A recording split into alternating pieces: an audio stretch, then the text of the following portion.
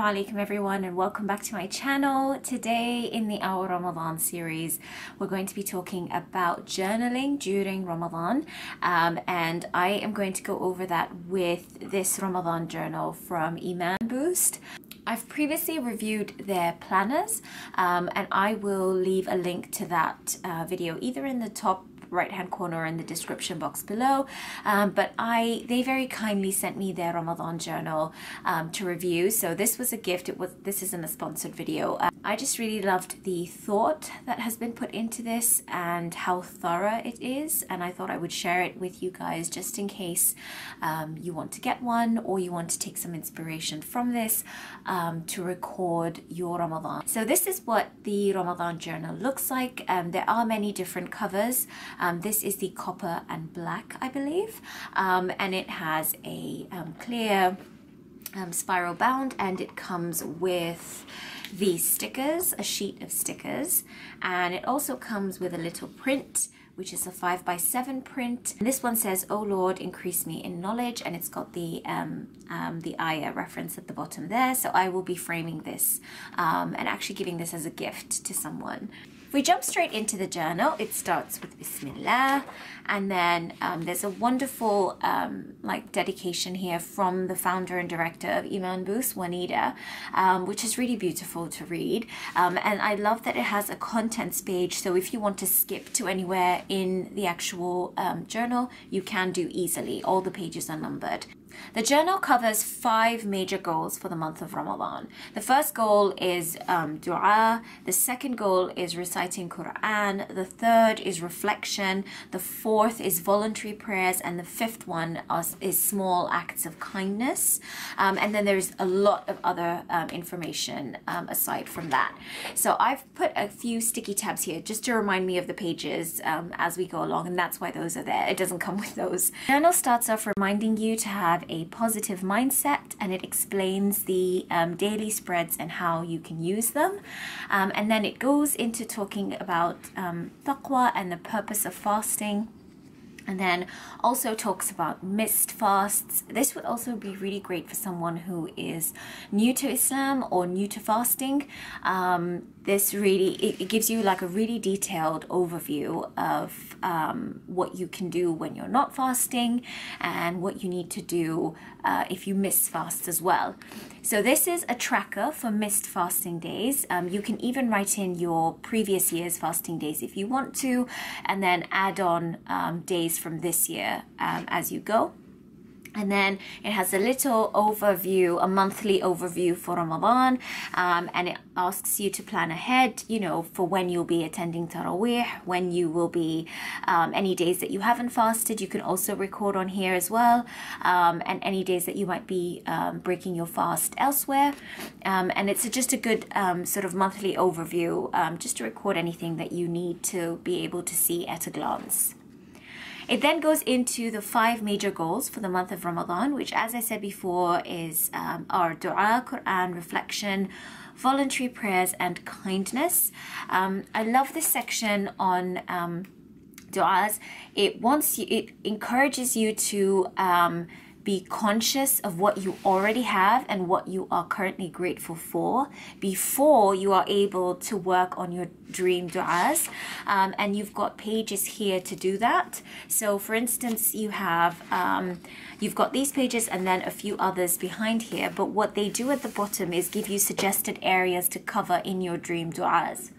Some of the suggested areas to cover in the dream du'as are well-being, your emotional well-being, your intellectual well-being, the akhirah, your family, immediate or non-immediate family, your contribution locally to your local community and globally, and finance, long-term things, and short-term du'as for your financial situation.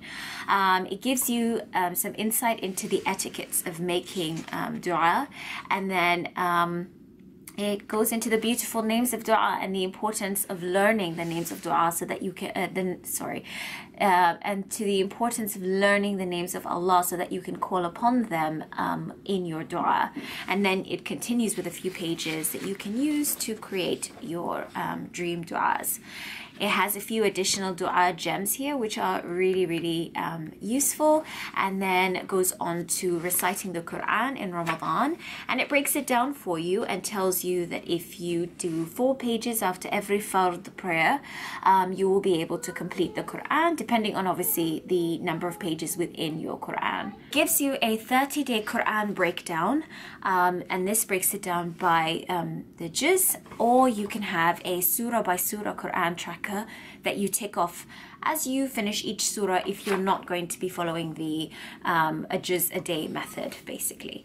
So those are really, really useful. And then we go into reflection, and it explains what tadabbur means, and it recommends that you select 1 verse a day to truly reflect on what you hope to aim for during Ramadan. 5 tips here to consider before contemplating the Quran, and I love that, you know, there's so many reminders that are relevant to every part of this journal.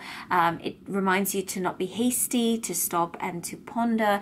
It reminds you to appreciate the miracle of the Quran, and it reminds you about attentive listening as well, amongst other things. There's also a really interesting introduction to journaling here for people like me who may not be used to journaling like this on a regular basis. So it talks about how it's a form of reflection and examining and interpreting your experience to gain new understanding, and it encourages you to use the words I am, which are the most powerful words in the English language, and then gives you some recommendations for words that you can be using when you go into your daily spreads, which I'll come to in a moment. The 4th goal here are the voluntary prayers, and there's a really handy chart here that like a visual representation of the additional rak'ah that you can do, and then there's a little prayer checklist again that comes into your daily spread. The 5th goal, which is small acts of kindness, they've got 15 of them here, which only take 5 minutes or less and are really interesting ones. So for example, one of them is to hold a crying baby so its parent can get a few minutes of relief from some stress. Another one is to take out the rubbish for your elderly or sick neighbor, and they're just really interesting ones. We already have like a little pot of good deeds to choose from for my husband and I to do during Ramadan, which I've outlined in my blog post on having a productive Ramadan with your spouse. I will link it in the description box for any of you that might be interested, and I will be adding some of these to them as well. And then we go into the main Ramadan journal, and this is what the daily layout looks like. So this is what the next 30 pages essentially look like. You have the I am, so the journaling section, which I just showed you on the other page, and then you've got lesson of the day. You have a section here to tick off fasted if you have, and then positive moments, and then what you need to readjust for tomorrow. There's also the reflection section, so which chapter and what ayah did you reflect on for that day, what small act of kindness did you do, and then the prayer checklist along with the extra prayers. You can also fill in a Quran reading log here if you don't want to use the previous pages. I feel like with the way this layout is, especially with what do I need to readjust for tomorrow, there's a constant kind of emphasis on making this a daily thing and really sitting down and thinking about what you did well today and what you can do better tomorrow, especially because we are really never promised another Ramadan. To be fair, we're not even promised the Ramadan that's coming up in a few days. We don't know if we're going to make it there. So the point is to be prepared for it, to make the most of every single day, within it, and doing reflecting in this way, and journaling is one way to do that. You may not be able, depending on what your situation is, or what kind of season of life you're in, whether you have a newborn, whether you work full-time, or you're taking care of an elderly parent or something else, to be able to actually sit down and do detailed reflections every single day. But I feel like this is a very sort of short time commitment, really. You don't really need to spend ages and ages on this. And even if you don't buy the journal, and even if you don't journal in any other journal or anything like that, just taking the time to sit and think to yourself about what you can do better the next day is better than kind of going through the whole of Ramadan and then at the end of it thinking, oh, what can I do better next Ramadan? Because it's, you know, at that point, the whole month is gone anyway. So anyways, that is basically, so the first of Ramadan, and then the second, the third, and on it goes until we hit sort of the 19th of Ramadan and into Laylatul Qadr.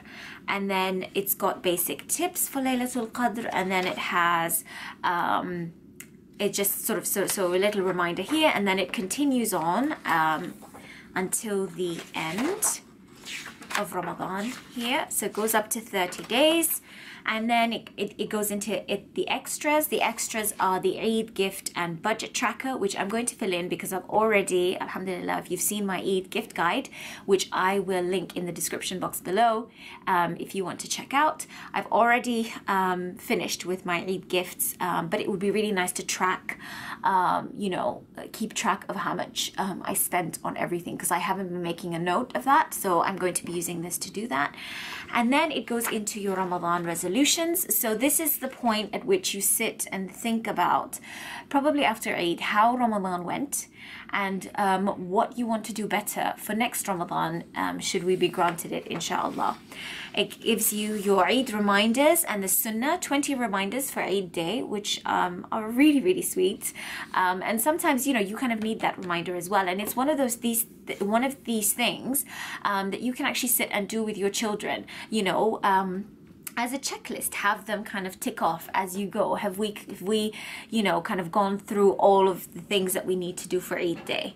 It has a little poster here as well for what you need to be reciting on the way to Eid prayer, and then a little section here for Eid day photos, your Eid day schedule. So this might be if you have people over and things like that, or you're hosting something, this might be really, really helpful for you.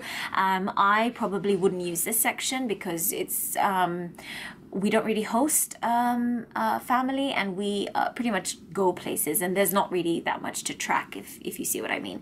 And then you've got a section for notes, and then at the end, like their other planners, they have gift frames that you can basically cut these prints out, like this one as well, and then gift them to other people. They've got 4 copies here, so 2 of them are the dua for breaking the fast, and then one of them is throw kindness around like confetti. I'm going to be buying the IKEA Fiskbo frames, the ones that are 13 centimeters by 18 centimeters. I think they're only £1.25 or so, and then I'm going to be gifting these to a few people, as well as the dua for breaking the fast to my niece and nephew who are just starting out with fasting more regularly as well. So that is pretty much it for the planner. I hope that this gave you a little bit of insight into journaling during Ramadan. I will leave the link for the Iman Boost Ramadan Journal in the description below if you want to purchase one or if you want to check them out. At the very least, I would encourage you to follow them on Instagram. They post such wonderful reminders, and they have really, really amazing free resources, printables and things like that on their website that I would encourage you to check out. I hope that inshallah you found this beneficial. Please share it with a friend if you did. And inshallah, I'll see you in my next video. Assalamu alaikum.